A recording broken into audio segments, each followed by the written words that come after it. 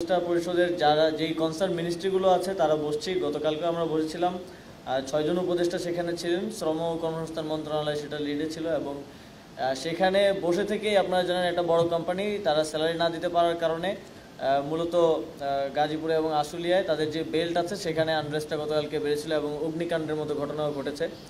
সেখানে একদম বসে থেকেই আমাদের মাননীয় অর্থ উপদেষ্টা বাংলাদেশ ব্যাংকের গভর্নরের সাথে কথা বলে তাদের ৭৯ কোটি টাকা ঋণের ব্যবস্থা করেছেন এবং সেই বেল্টের যে শ্রমিকরা আছেন প্রায় ৪০,০০০ শ্রমিক তাদের বেতনটা পরিশোধ করা হয়েছে ইতিমধ্যেই। এবং আজকে সেজন্য লেবার আনরেস্টটা কিছুটা কম আছে, কিন্তু তারপরেও আমরা খুব ক্লোজলি লুক আফটার করছি এবং যেই সমস্যাগুলো আছে সেগুলো সমাধানের জন্য আপনারা জানেন একটা পর্যালোচনা কমিটি শ্রম মন্ত্রণালয় থেকে করে দেওয়া হয়েছে এবং আমরা আমাদের শ্রমিক ভাইদেরকে আহ্বান জানাবো যে এই কমিটি শ্রম ভবনে বসবে, সেখানে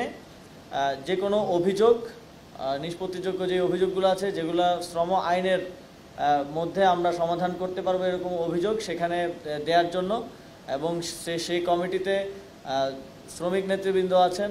মালিকপক্ষ আছে এবং 2 জন সুপ্রিম কোর্টের বিজ্ঞ আইনজীবী আছেন যারা